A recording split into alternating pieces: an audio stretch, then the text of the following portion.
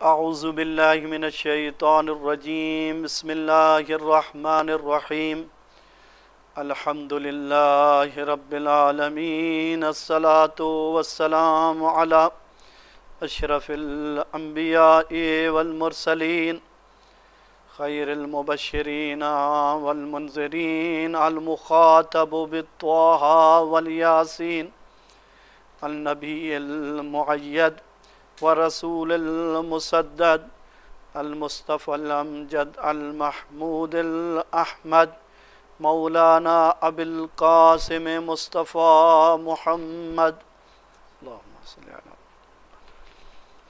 ثم الصلاة والسلام على اہل بیتہ الطیبین الطاہرین المعصومین اما بعد فقد قال اللہ تبارک وتعالی في محكم كتابه المجيد وفرقانه الحميد وقوله الحق وهو أصدق الصادقين بسم الله الرحمن الرحيم تبارك الذي بيده الملك وهو على كل شيء قدير الذي خلق الموت والحياة ليبلوكم أيكم أحسن عملا. عزیزان گرامی قدر، میرے معزز سامعین، میں نے آپ کے سامنے سورہ ملک کی ابتدائی آیت کے پڑھنے کا شرف حاصل کیا ہے، جس میں ارشاد رب العزت ہو رہا ہے تبارک الذی بیدہ الملک، کہ بابرکت ہے وہ ذات کہ جس کے قبضہ قدرت میں یہ ملک ہے. الذی خلق الموت والحیات، کہ جس ذات نے موت اور حیات کو پیدا کیا، کس لیے؟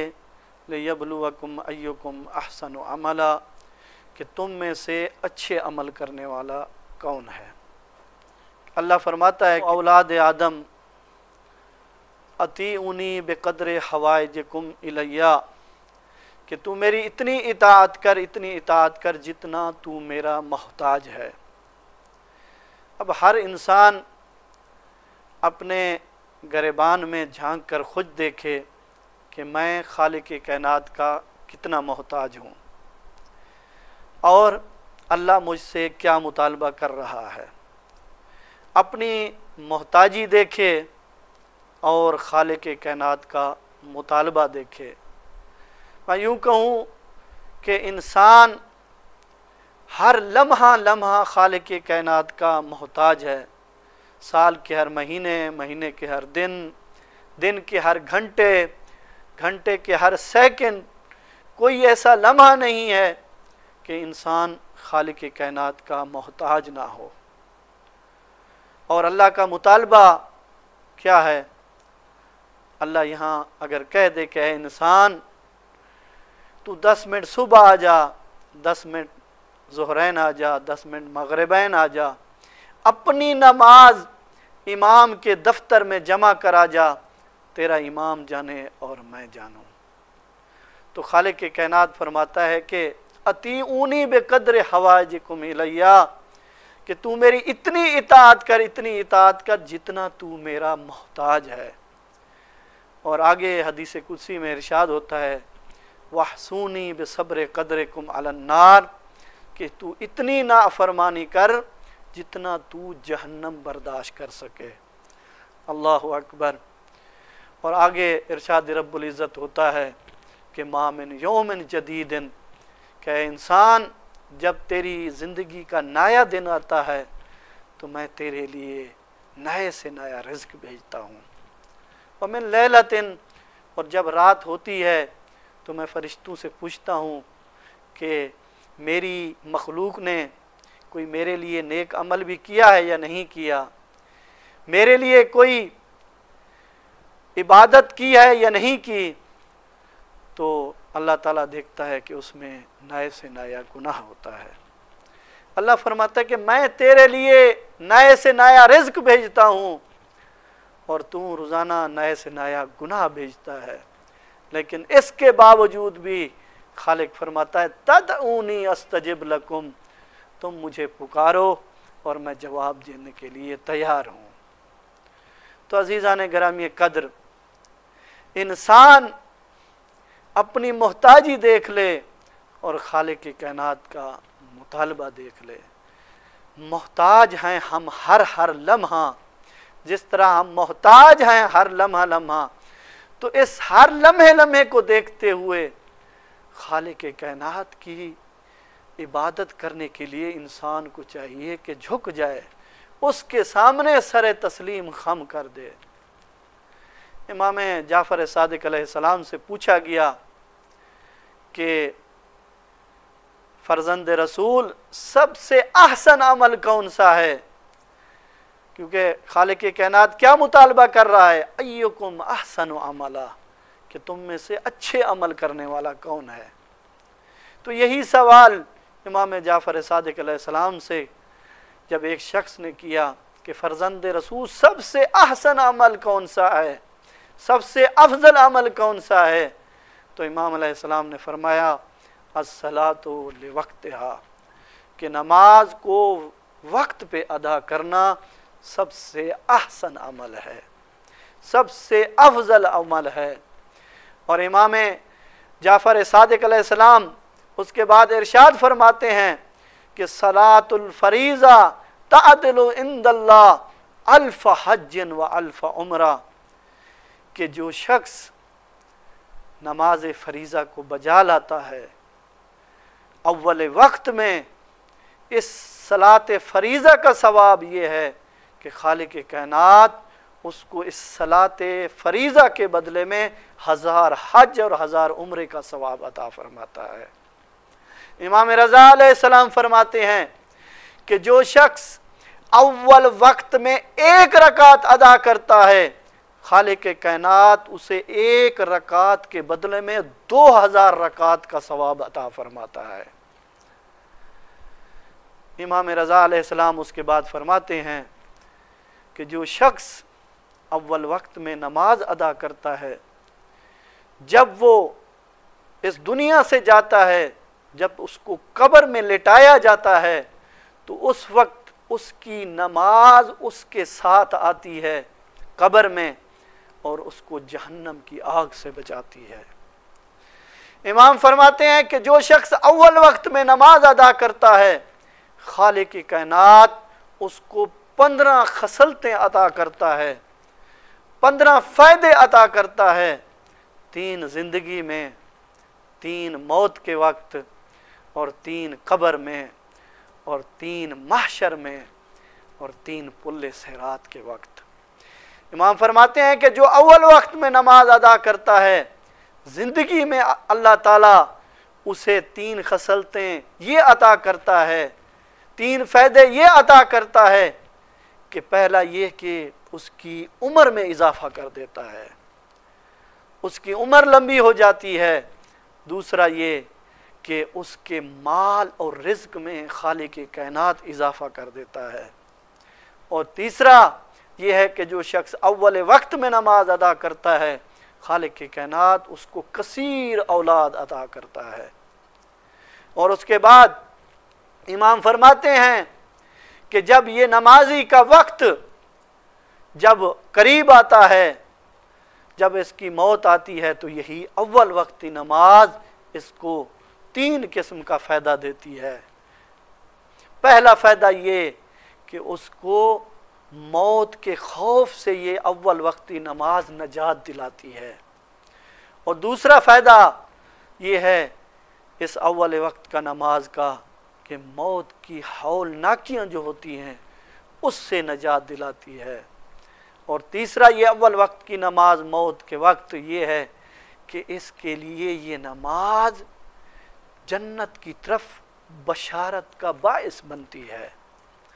اور اس کے بعد امام فرماتے ہیں کہ جو شخص اول وقت میں نماز ادا کرتا ہے، اسے قبر میں بھی خالق کائنات 3 خصلتیں عطا فرماتا ہے، 3 فائدے عطا فرماتا ہے۔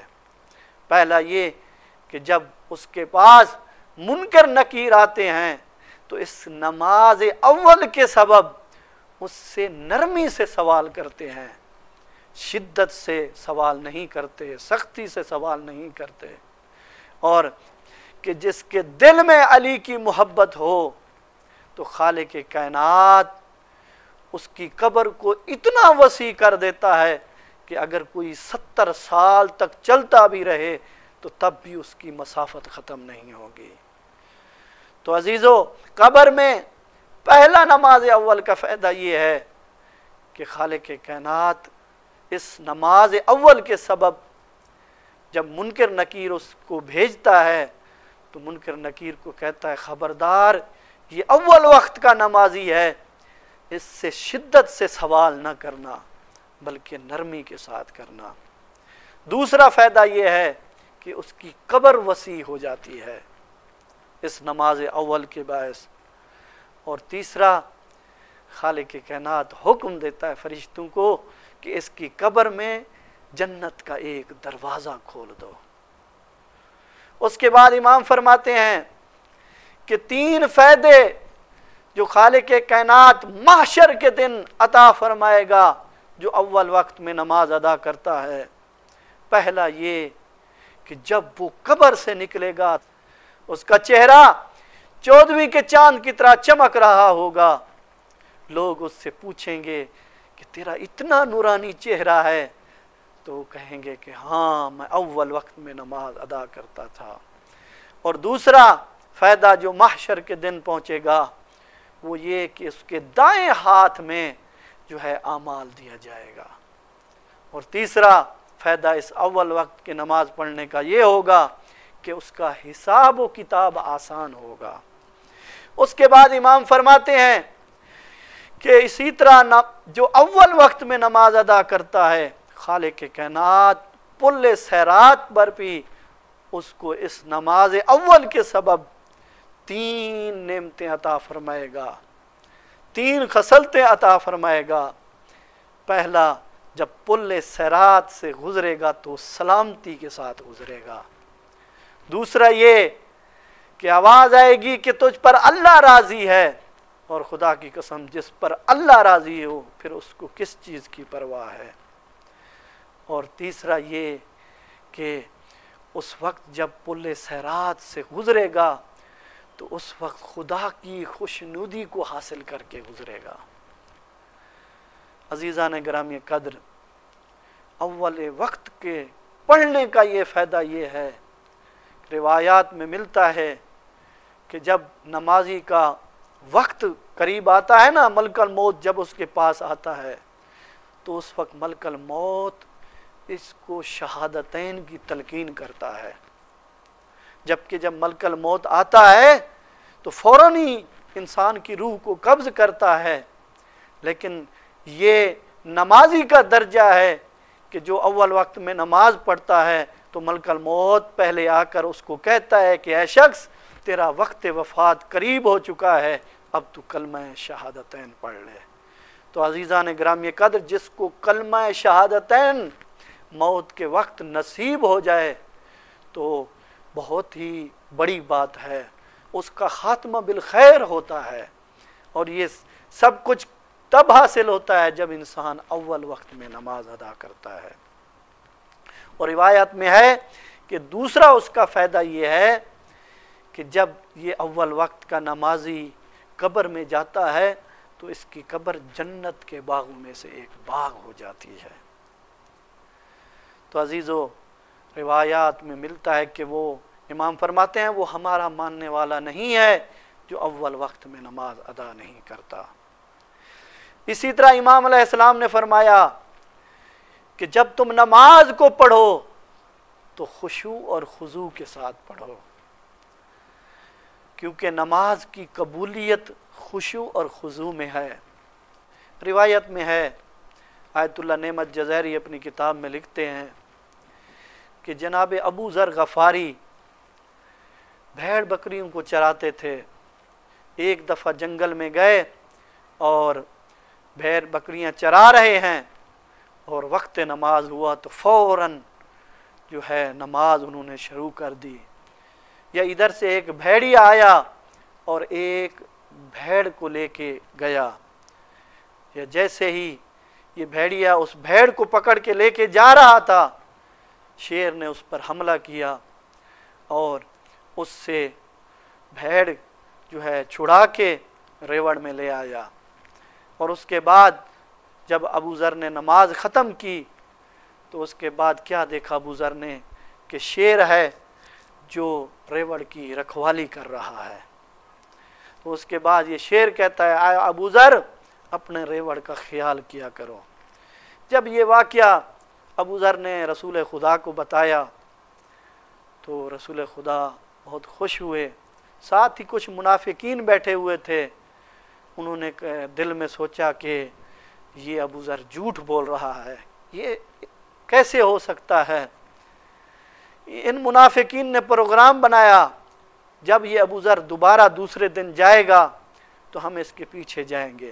جب دوسرا دن آیا اسی طرح ابو ذر نے نماز پڑھنی شروع کی، یا ادھر سے ایک بھیڑیا آیا، جیسے ہی بھیڑیا آیا تو شیر نے اس کے 2 ٹکڑے کر دیے، اور اس کے بعد جب نماز ختم ہوئی تو اس کے بعد یہ شیر ابو ذر سے مخاطب ہو کر کہتا ہے کہ ابو ذر اللہ نے مجھے تیری اطاعت پر مقرر کیا ہے، اگر تو مجھے حکم دے تو یہ جو منافقین چھپے ہوئے ہیں ان کو میں ابھی ختم کر دوں۔ اور اس کے بعد جب یہ واقعہ رسول خدا کو بتایا گیا تو رسول خدا نے فرمایا اے ابو ذر یہ تیرے نماز کے خلوص کی برکت ہے، یہ تیرے اول وقت کی نماز کا درجہ ہے کہ خالق کائنات نے شیر کو تیری اطاعت پر مقرر کر دیا ہے۔ تو عزیزو یہ تو ابو ذر ہیں، لیکن میرے مولا امیر کائنات کے خلوص کا آپ اندازہ کیجئے کہ جب کسی جنگ میں میرے مولا کو پائے اقدس میں تیر لگا تو بڑی کوشش کی گئی کہ امام علیہ السلام کے پائے اقدس سے تیر نکالا جائے، لیکن امام علیہ السلام کو اتنی تکلیف ہوتی تھی کہ امام علیہ السلام کے پائے اقدس سے تیر نہیں نکال سکتے تھے۔ تو رسول خدا کے پاس آئے کہ یا رسول اللہ، مولا علی علیہ السلام کہ جب ہم پائے اقدس میں تیر نکالتے ہیں تو مولا کو تکلیف اتنی ہوتی ہے کہ وہ تیر نہیں نکالنے دیتے۔ تو رسول خدا نے فرمایا کہ جب علی نماز میں ہوں تو اس وقت پائے اقدس سے تیر نکال لینا۔ راوی کہتا ہے جیسے ہی امام علیہ السلام نماز پڑھ رہے تھے، جب سجدے میں گئے تو پیچھے سے صحابہ نے تیر نکال لیا گیا۔ مولا نے نماز ختم کی، بعد میں کیا دیکھا کہ مولا نے جب دیکھا کہ مصلی پر کچھ خون ہے تو مولا نے کہا کہ یہ خون کیسا؟ تو اس وقت فرمایا ہم نے آپ کے پائے اقدس سے تیر نکال لیا ہے۔ تو اس وقت میرے مولا کہتے ہیں خدا کی قسم مجھے کچھ بھی پتہ نہیں چلا کہ میرے پائے اقدس سے کس نے تیر نکالا ہے۔ تو یہ میرے مولا علی علیہ السلام کا خلوص تھا۔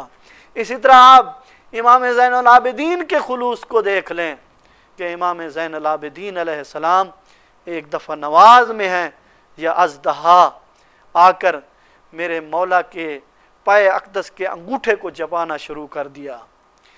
ایک دفعہ شیطان آیا اور میرے مولا امام زین العابدین کے پائے اقدس کو شیطان نے جو ہے چبانا شروع کر دیا۔ شیطان نے کوشش کی کہ شاید امام کی نماز میں خلل ڈالوں، لیکن امام کی نماز میں خلل نہ ڈال سکا۔ تو عزیزان گرامی قدر، میرے سامعین محترم، یہی میرے مولا اور آقا امام زین العابدین ہیں جن کا اتنا خشوع اور خضوع کہ جب سجدے میں جاتے تو گریا کرتے، جب دعا پڑھتے تو گریا کرتے، اور آپ کی زندگی اکثر جو ہے اپنے بابا کے غم میں گزری ہے۔ جب کھانا دیکھتے تب روتے، کسی مستور کے سر پر چادر دیکھتے تو تب روتے۔